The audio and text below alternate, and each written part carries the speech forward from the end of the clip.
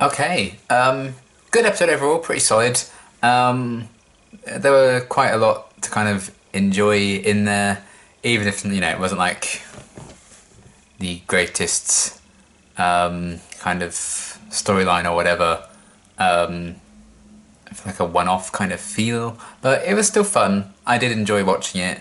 It was a bit crazy, a bit silly and fun.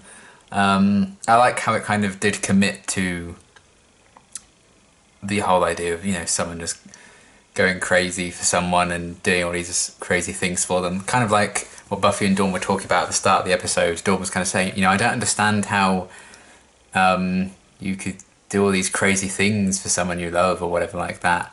And then obviously this whole thing kind of plays out. And I liked how they kept playing the music every time someone like fell in love with RJ in the jacket. That was really funny.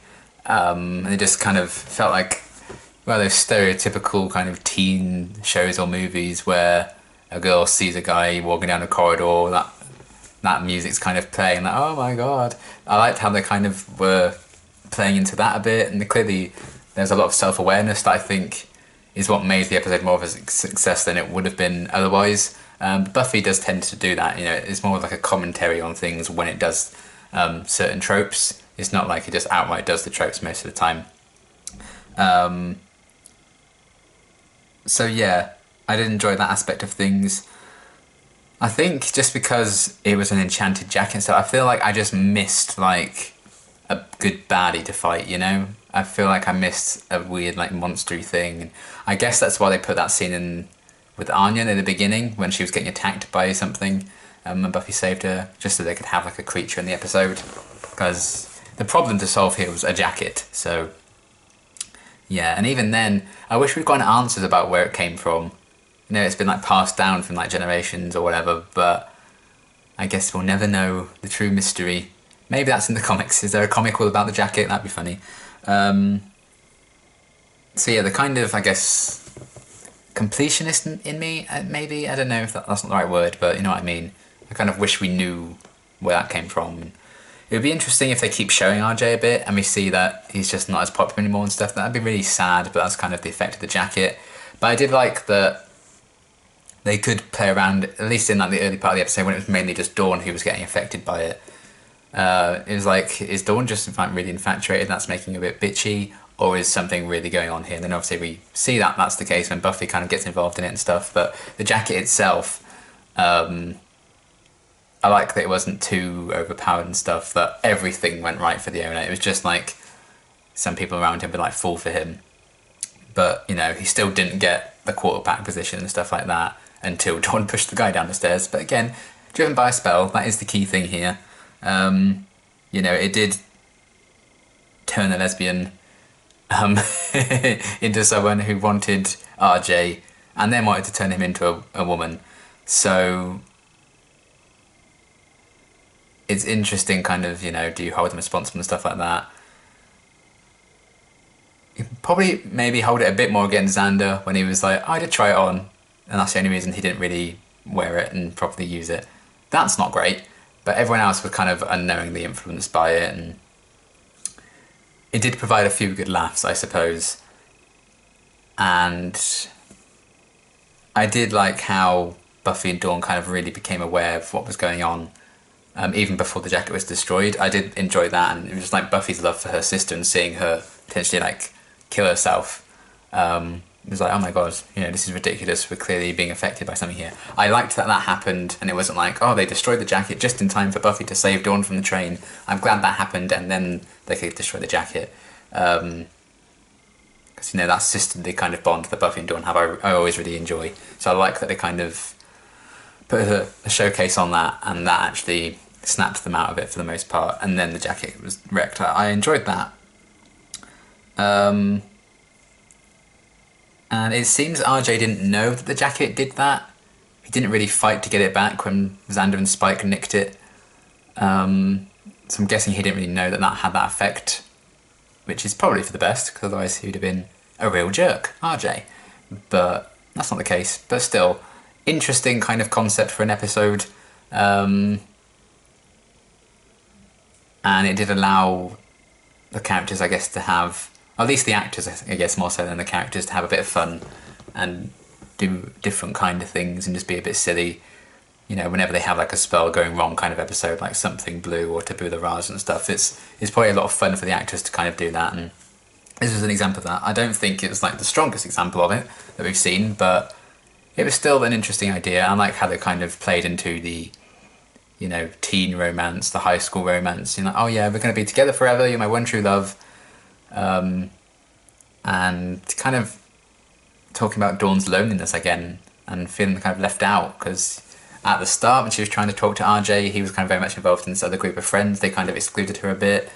It seems the friends she made at the start of the season, she hasn't really stayed hanging out with them.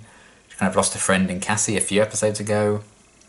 And then when she did kind of have this connection, Buffy apparently came along and stole it because she was influenced by the spell. So that's clearly been a big struggle for Dawn. And the fact that she's like, oh, I'm never going to get a guy, I'll just kill myself to try and prove it, my love to him. There's a sense of tragedy to that she feels like that's the only way, even under a spell, she felt that was the only way it was worth it. That's still really sad, even if she was kind of influenced by that.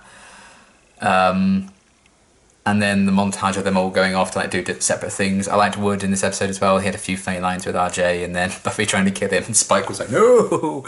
I really liked that kind of shot of Wood listening to music, and then you just see Buffy like chasing Spike in the background. Some really like funny comedic moments in this episode that I appreciated.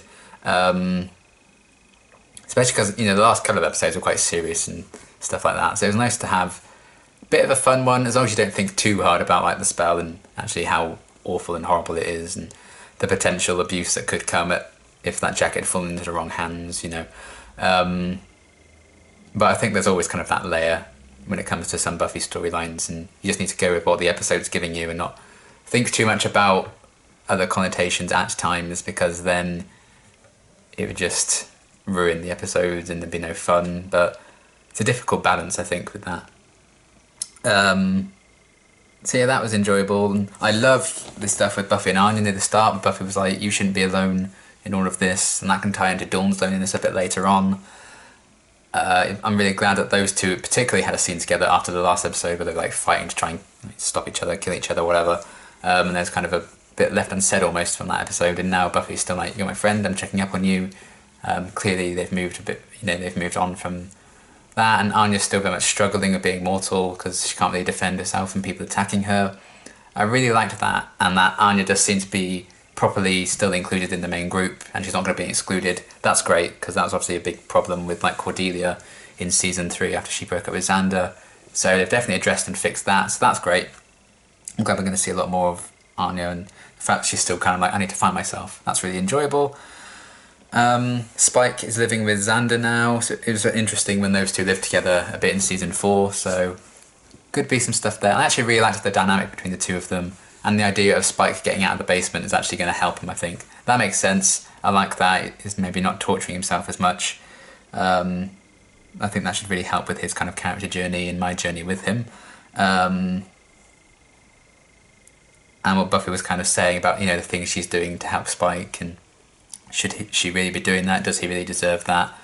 I found that very, very interesting in terms of later in the episode how far everyone, all these women, were going for this guy they thought they loved. And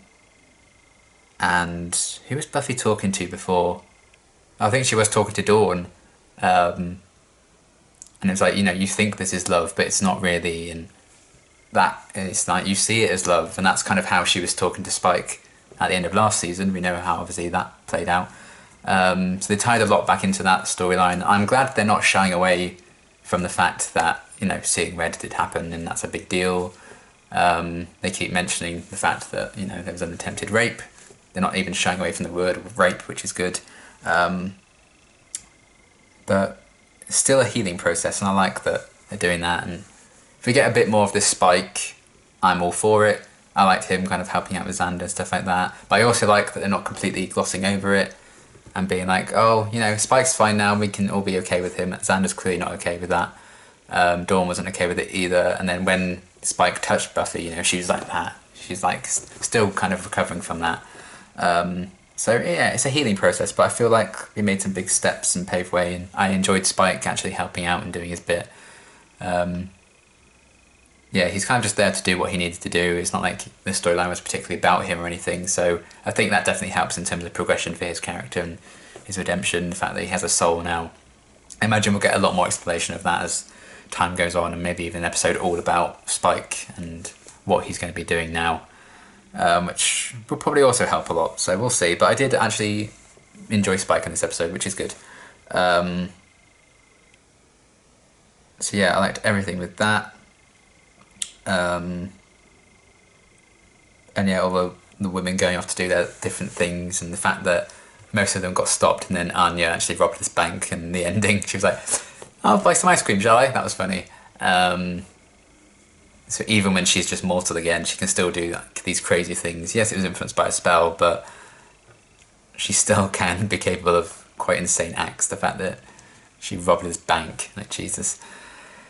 I imagine that's obviously just like a played off joke, but it would be funny if that came back to bite her or something. Like in like 10 episodes she just gets arrested for robbing a bank. That'd be kind of funny, but I feel like it's just played off as a joke. So yeah, overall, solid episode. Not like the best thing in the world, I would say, not one of my favourites of the season, but solid and enjoyable, and I'd rather that than a bad episode or a boring episode. So that's certainly not what this was. There's a lot of funny moments in there, some really good lines. I like kind of an interesting exploration of like Dawn's isolation and loneliness that kind of continues from season 5 and 6.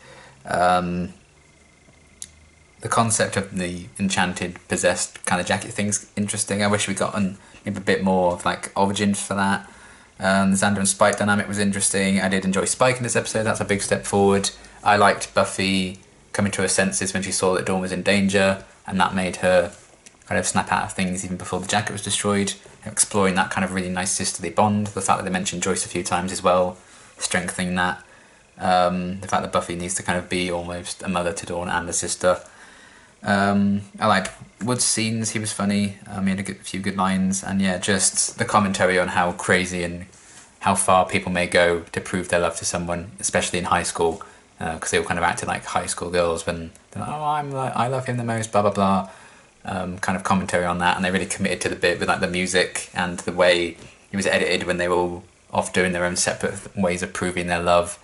It felt like, you know, typical kind of teen high school drama. So I like how they played into the genre of that. It really sold the episode and made it work. If we didn't have that much dedication to the bit, I think this probably would have been a bit of a flop of an episode, but it wasn't, so it really worked, and I really actually enjoyed it. It was good fun. So yeah, great episode. Looking forward to seeing what's going to happen next. I think we are switching back to Angel now for the next cycle. I believe it's 2 Angels and then 1 Buffy, I think. So it's definitely Angel next though, for sure. So yeah, really enjoyed this episode. Looking forward to seeing what's going to happen next. And until my next reaction, thanks for watching.